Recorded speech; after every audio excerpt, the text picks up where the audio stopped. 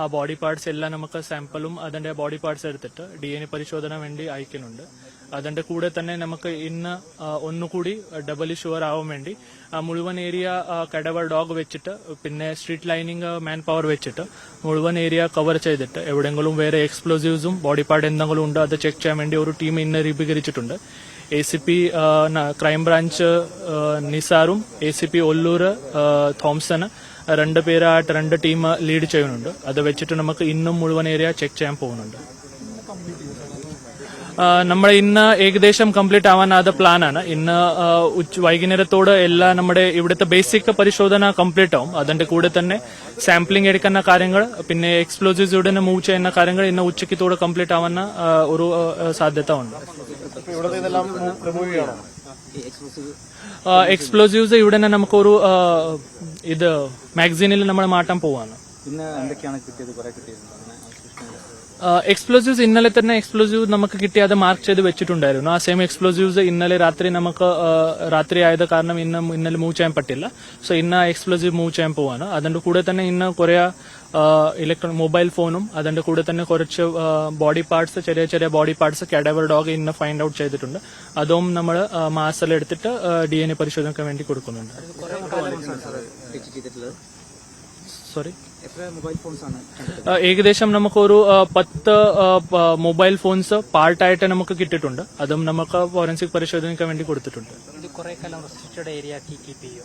അതെ, ഇത് നമുക്ക് ഫുൾ ഏരിയ ഇപ്പോൾ റിസ്ട്രിക്ഷൻ ആയിട്ട് തന്നെ മാറ്റുന്നുണ്ട്. ബിക്കോസ് ജുഡീഷ്യൽ കമ്മീഷനും പുതിയ ഇൻക്വയറി കോൺസ്റ്റിറ്റ്യൂട്ട് ചെയ്തിട്ടുണ്ട്. അവിടെ വേണ്ടി ഈ ഏരിയ നമുക്കൊരു റിസ്ട്രിക്റ്റഡ് ഏരിയ ക്രൈം സീൻ ആയിട്ട് ഫുൾ ടൈം ഇപ്പോൾ ഗാർഡ് ചെയ്യാൻ പോവാണ്. there is no official communication. Temperature കൂടിയതല്ല കാരണം എന്നാണ് ഇപ്പം ഒരു നിഗമനം പറയുന്നത്. അങ്ങനെ എന്തെങ്കിലും സൂചന നമുക്ക് കിട്ടിയിട്ടുണ്ടോ? അല്ല, ഇന്നലെ കൺട്രോളർ ഓഫ് എക്സ്പ്ലോസീവ്സ് പെസോ ഉള്ള ടീം വന്നായിരുന്നു. അവർ ഇന്നലെ പരിശോധന ചെയ്തിട്ട് ഇവിടെ നിന്ന് പോയിട്ടുണ്ട്. ബട്ട് അതിന്റെ പ്രത്യേകിച്ച് കാരണം എന്താണ് അത് ഒന്നും അവർ പറഞ്ഞിട്ടില്ല. 2-3 കാരണങ്ങൾ അവർ പറയാനുണ്ട്, സൂചിപ്പിക്കുന്നുണ്ട്. ബട്ട് അതിന്റെ എക്സാക്ട് കാരണം അവരെല്ലാം അവരെ പരിശോധിക്കാം, കെമിക്കൽ അനാലിസിസ് ചെയ്ത ശേഷം മാത്രം അവർ പറയാം. സാധ്യതകൾ എന്തൊക്കെയാണ്? ഇപ്പോ നമ്മൾ അതിന്റെ വെയിറ്റ് എടുക്കാൻ പോവാണ്. അതിന്റെ ഇപ്പോ ഇവിടെ ഏകദേശം ഒരു 200 to 300 kilograms ഓഫ് എക്സ്പ്ലോസീവ് ഇപ്പോഴും ഇവിടെ ഉണ്ട്. അതിന്റെ അതെല്ലാം വെയിറ്റ് എടുത്തിട്ട് നമുക്ക് മാക്സിനിൽ സൂക്ഷിച്ചിട്ട് മാജിസ്ട്രേറ്റിന്റെ പെർമിഷൻ എടുത്തിട്ട് ലീഗലി ഡിസ്പോസ് ചെയ്യാൻ വേണ്ടി പോകുന്നുണ്ട്. ബാക്കി എക്സാക്ട് ക്വാണ്ടിറ്റി ഇവിടെ എത്രയാണ് അത് ഇതുവരെ നമുക്ക് കെമിക്കൽ അനാലിസിസും സയന്റിഫിക് എക്സ്പെർട്ടിന്റെ റിപ്പോർട്ട് വന്ന ശേഷം മാത്രം മനസ്സിലാവും ഇവിടെ എത്ര ക്വാണ്ടിറ്റി ഓഫ് എക്സ്പ്ലോസീവ്സ് എക്സ്പ്ലോഷൻ മുമ്പ് ഉണ്ടായിരുന്നു. 4 പേരാണല്ലോ മിസ്സിംഗ് ആയിട്ട് ഇപ്പോൾ ബാക്കിയുള്ളത്. അത് അത്ര തന്നെയാണോ? നമ്മുടെ മിസ്സിംഗ് പേഴ്സൺസിന്റെ കാര്യത്തിൽ എങ്ങനെയാണ് ഇപ്പോൾ നമുക്ക് ഫൈനൽ ആയിട്ടുള്ളൊരു കൗണ്ട് എങ്ങനെയാണ്? എത്രയാണ്? അല്ല, മിസ്സിംഗ് നമുക്ക് ഇതുവരെ 4 പേഴ്സൺസ് മിസ്സിംഗ് ആണ് അതിന്റെ ഇൻഫർമേഷൻ കിട്ടിയിട്ടുള്ളൂ. അതുകൊണ്ട് നമുക്ക് അവരുടെ ഫാമിലി മെമ്പേഴ്സിന്റെ DNA എടുത്തിട്ട് നമുക്ക് കിട്ടിയ ബോഡി പാർട്സും അതിന്റെ DNA എടുത്തിട്ട് 2 മാച്ചിങ് വേണ്ടി കൊടുക്കുന്നുണ്ട്. അതിന്റെ ആ പരിശോധന ഏകദേശം ഒരാഴ്ചയുടെ മുമ്പ് തന്നെ നമുക്ക് റിസൾട്ട് കിട്ടാനുള്ള സാധ്യത ഉണ്ട്. അത് വെച്ചിട്ട് നമുക്ക് മാച്ച് ആവുന്ന അനുസരിച്ച് വാട്ട് എവർ ഫർദർ നിയമനം നമുക്ക് കളക്ടറേറ്റിൽ റിപ്പോർട്ട് കൊടുത്തിട്ട് അവിടെ നിന്ന് അവർ ബാക്കി കാര്യങ്ങൾ അതെ DNA എടുത്തു.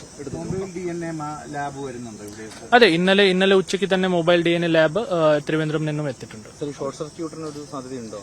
ഇലക്ട്രിക്കൽ ഇൻസ്പെക്ടറിന്റെ പരിശോധന ഉണ്ടായിരുന്നല്ലോ, അപ്പോൾ അതെന്തെങ്കിലും ഇതുവരെ ആരും ഒരു പ്രത്യേകിച്ച് എക്സാക്ട് കാരണം എന്താണ് ഒന്നും പറഞ്ഞിട്ടില്ല. ഐ വിറ്റ്നസിന്റെ സ്റ്റേറ്റ്മെന്റും കുറച്ച് വേറെ കാര്യങ്ങൾ പറയാനുണ്ട്. സോ എല്ലാ scientific evidence plus I witness എല്ലാം കൊറബറേറ്റ് ചെയ്ത ശേഷം മാത്രമേ നമുക്ക് എക്സാക്ട് കോസ് എന്താണ് അത് മനസ്സിലാവും. ഇല്ല, വിറ്റ്നസിന്റെ മൊഴിയിലും പല കുറച്ച് കോൺട്രഡിക്ഷൻസ് വരുന്നുണ്ട്.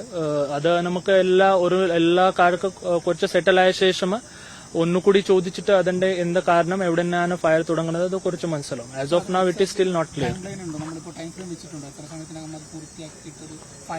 അല്ല, നമുക്ക് മാക്സിമം നമ്മുടെ സ്പീഡ് മുഴുവൻ ഒരു 4 DYSPസും 15 IP വെച്ചിട്ട് നമ്മൾ ഇൻവെസ്റ്റിഗേഷൻ തുടങ്ങുകയാണ്. So we are trying to maximum fast ആയിട്ട് ചെയ്യാനുള്ള നമ്മുടെ ഇതുണ്ട്, നമ്മുടെ പ്ലാൻ ഉണ്ട്.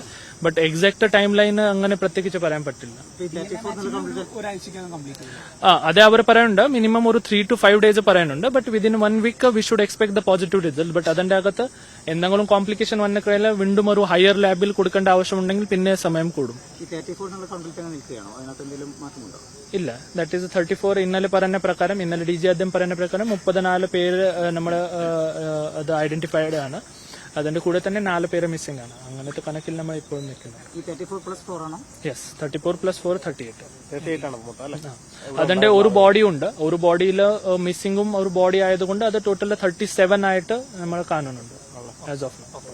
ഓക്കെ, ശരി, താങ്ക് യു.